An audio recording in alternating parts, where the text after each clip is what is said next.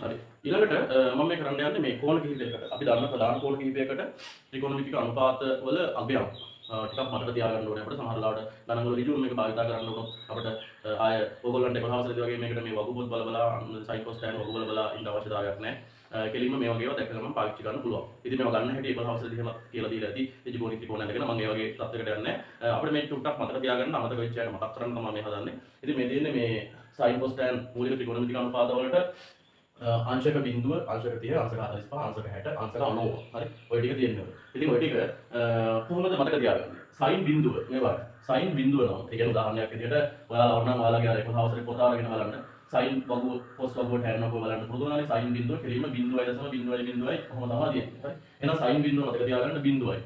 හරි sin 30 අන්න sin 30 භාගයයි. හරි ඒකෙදි ඔයාලා මෙහෙම බලලා ඇති sin අංශක 30 කෙලින්ම බලපුවාම 0.5 කියලා තියෙනවා. ඒ කියන්නේ භාගය. හරි. sin අංශක 45. මේක අපි කියන්නේ 1ට මූල 2. 1ට මූල 2. හරි. ඒකට අදාළ අගය ඔන්න වගපොතේ බලන්න. හරි. මට මතක නැහැ. ඔන්න 45 1ට මූල 2 බෙදලා බලන්න පුළුවන්. මේක මතක තියාගන්න. 1ට මූල 2යි. sin අංශක 60 වර්ගමූල 3 බෙදීම 2යි. මොකද මේක මතක තියාගන්න එක අපිට වාසියක් වෙනවා ගණන් වලදී. හරි. sin අංශක 60 මූල 3 බෙදීම 2යි. sin 90 කෙලින්ම 1යි. sin 91යි. හරිද?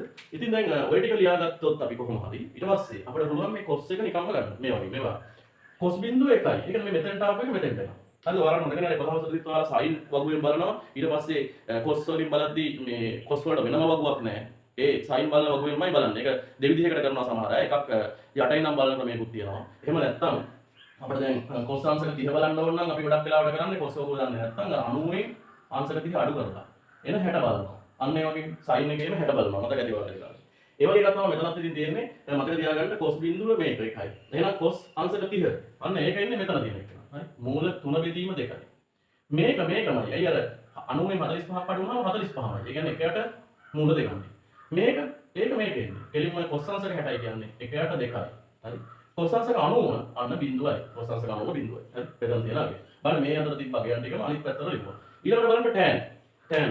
ඔයාලට මතක ඇතිනේ tan කියලා අපි එකක් ගත්තා අර tan theta එන්නේ sin theta බෙදීම cos theta කියන. එහෙනම් අපිට මෙතනත් ඒ විදිහට ගත්ත හැකියි. tan බිඳුව එන්නේ මේ බිඳුව එකෙන් බෙදන්න. මොකද sin cos එකෙන් බෙදන්නේ. බිඳුව එකෙන් බෙදුවාම උත්තරේ බිඳුවයි. right? බිඳුව එකෙන් බෙදුවාම උත්තරේ බිඳුවයි. බිඳුව මොන ඉලක්කමකින් බෙදුවත් කෙලින්ම උත්තරේ බිඳුවයි. ඕන කැලලකින් ගහලා බලන්න. ඉලක්කමක් තමයි බිඳුවෙන් බෙදන්න බැරි. හරි? ඒක අනිශ්චිත කතාවක්. එතකොට මේක ගැටලුවක් නැහැ. බිඳුව එකෙන් බෙදුවාම බිඳුවයි. එහෙනම් මෙතන උත්තරේ වෙන්නේ බිඳුවයි. අන්දාන්නේ බිඳුව. හරි. ඊළඟට බලන්න මෙයාම sin cos එකෙන් බෙදනවා මේ. මෙයාගෙන් බෙදුනහම බලන්න දෙකට දෙක කැපෙනවා. මූල තුන යටට යන්නේ. දැන් භාගය මූල තුන බෙදීම දෙකෙන් බෙදුනහම දෙකට දෙක කැපිලා. මෙතන එන්නේ එක යට මූල තුන. හරි. එක යට මූල තුන. මෙතන බලන්න මෙයාගෙන් බෙදුවාම එකම අගයන් දෙක ගන්න එක යට මූල දෙක එක යට මූල දෙකෙන් බෙදුවාම කෙලින්ම එකයි. කෙලින්ම එකයි. හරි. මේක බලන්න. මේකෙන් බෙදුවාම දෙකට මේ දෙක කැපිලා යනවා. ඉතුරු වෙන්නේ මූල තුන. එහෙනම් උත්තරේ මූල තුනේ.